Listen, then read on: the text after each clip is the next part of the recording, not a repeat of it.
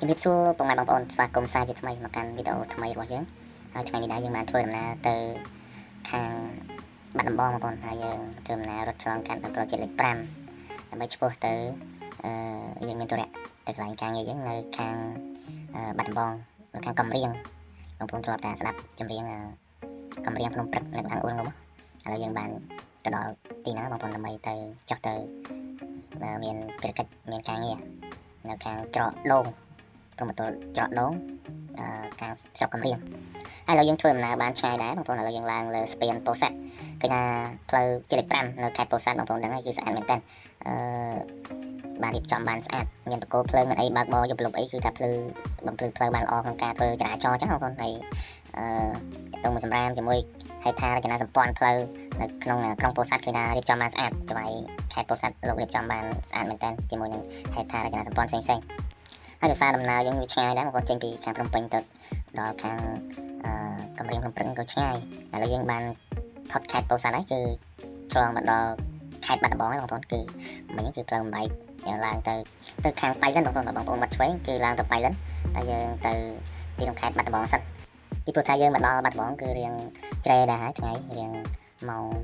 5ជាងបងប្អូនព្រោះយើងចេញពីពេញម៉ោងតែចង់2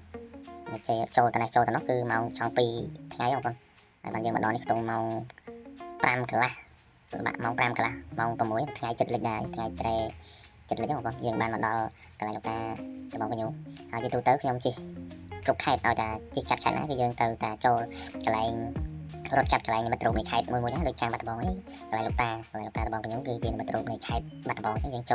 លជប់សម្រាប់ចូលកាសាំងចូលអីដើម្បីឈប់កន្លែងថតរូបថតអីចឹងណាជាមួយកន្លែងលោកតាបងកញ្ញូឬចូលអុចធូបអុចអីសុំសេចក្តីសុខសេចក្តីចម្រើនអញ្ចឹងទៅទីចិត្តទីឆ្ងាយសុខសប្បាយចឹងទៅប្រកបការងារជោគជ័យចឹងទៅ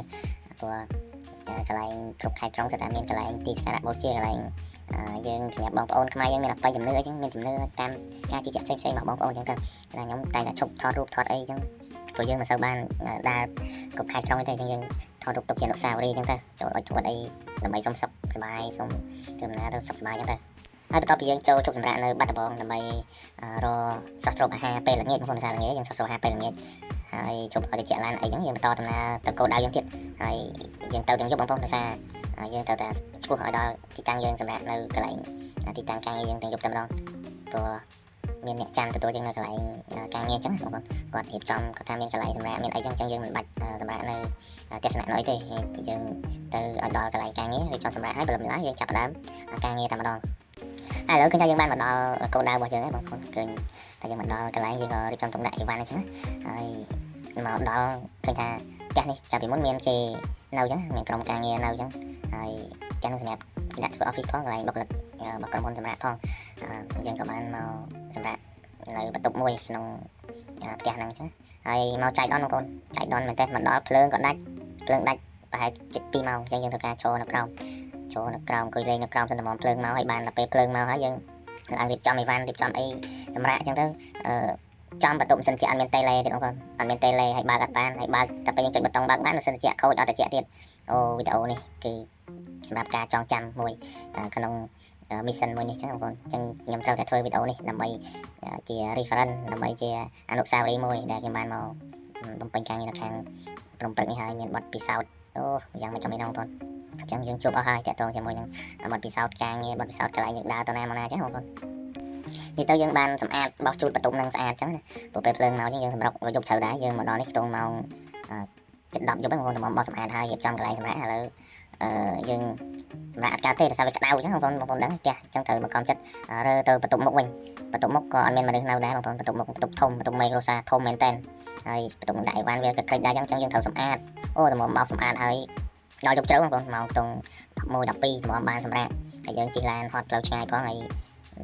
បោះបន្ទប់ក្រោយស្អាតហើយចៃដន្យអត់មានតេឡេម៉ាស៊ីនត្រជាក់អត់ត្រជាក់ទៀតយើងទៅមកគេងនៅបន្ទប់មុខមានម៉ាស៊ីនត្រជាក់មួយតែតូចហ្នឹងបងប្អូនឥឡូវយើងបានរៀបចំអីវ៉ាន់បានសម្ភារៈការងារយើងចុះមកយើងសម្អាតហើយយើងសម្រាប់ហើយនេះមានអីវ៉ាន់ផ្សេងអញ្ចឹងបោះខាងបុគ្គលិកមុនគាត់មកនៅយើងមានពូកមានខ្នើយមានកៅអៅគាត់ទុកនៅរេប៉ាអញ្ចឹងណាហើយគាត់អត់បាននៅទេគាត់ប្រហែលជាត្រូវមកទៅកន្លែងផ្សេងចឹងតែសម្ភារៈគាត់ទុកនៅហ្នឹងចឹងហើយផ្ទះនេះក៏អត់មានបុគ្គលិកណានៅដែរគឺខាងក្រោមយើងសម្រាប់ដាក់ធ្វើ office ហើយខាងលើសម្រាប់ បុគ្គលិកស្នាក់នៅតែបុគ្គលិកយើងគាត់អត់មាននៅទេអញ្ចឹងចំពេលដែលយើងមកនៅហ្នឹងគឺមកសម្រាប់2នាក់បងអូនក្រុមការងារគាត់មកជួយការងារអញ្ចឹងហើយសម្រាប់2នាក់ហ្នឹងហើយអ្វីដែលយើងចូលមកនៅជាទម្លាប់របស់ខ្ញុំគឺខ្ញុំតែងតែរៀបចំសុំអញ្ចឹងសុំកន្លែងស្នាក់នៅឲ្យសុខសប្បាយអីចឹងទៅអុជធូបអីមាននំចិនមានទឹកសុទ្ធអីដាក់សែនប្រេនអញ្ចឹងវាជាទម្លាប់មួយរបស់ខ្ញុំដើរទៅគ្រប់ទីកន្លែងទៅកន្លែងណាក៏ដោយយ៉ាងហោចណាស់ក៏យើងអាចថ្វាយបង្គំលើក្បាលតនេកយើងដេកហ្នឹងថ្វាយបង្គំ3ដងអញ្ចឹងសុំសុខសុំសប្បាយសូម្បីតែយើងដើរព្រៃដែរបងប្អូនក៏ចឹងដែរយើងជុះនោមយើងអីកន្លែងណាយើងសុំអញ្ចឹងវាជាការឧបកិច្ចមួយល្អដែរសម្រាប់យើងសុំកន្លែងគេស្នាក់នៅសុំកន្លែងគេបត់ដៃបត់ជើងអញ្ចឹងធ្វើឲ្យយើងសុខសប្បាយមិនមានបញ្ហាអីទេអញ្ចឹងបងប្អូនហើយយើងបានសម្រាប់អញ្ចឹងសម្រាប់មកយប់ហើយស្អែកឡើងក៏យើងចាប់តាមការងារហើយក្រុមការងារគាត់ព្រមដែរក៏សួរយើងថាមិនដែរសម្រាប់យប់មិញសម្រាប់លក់ស្រួលតែអត់មានបញ្ហាអីណាសម្រាប់លក់ធម្មតាដែរខ្ញុំថាសម្រាប់ធម្មតាដូចជាមានអីហ្នឹងព្រោះយប់ជ្រៅដែរតែមករៀបចំឲ្យវាយបានហើយបានភ្លើងមកវិញបានបោះជូតរៀបចំបានសម្រាប់គឺម៉ោងចុង12អញ្ចឹងងុយដែរមកកម្លាំងដាក់ទៅក៏លក់ទៅដូចជាលក់ទៅភ្លឺទៅអត់អីទេតែបញ្ហានឹងម៉ាស៊ីនចាក់អសរចាក់តិចអញ្ចឹងហើយម៉ាស៊ីនក្រោយខូចយើងសម្រាប់បានយើងមកសម្រាប់ទៅមកវិញមកហើយក៏គាត់ប្រាប់ថាអូបើសម្រាប់ទៅអត់អីទេព្រោះថាកន្លែងហ្នឹងមានដើមច័ន្ទគិរីដើមប្រើប្រាំងយើងធំមួយគឺថាមាន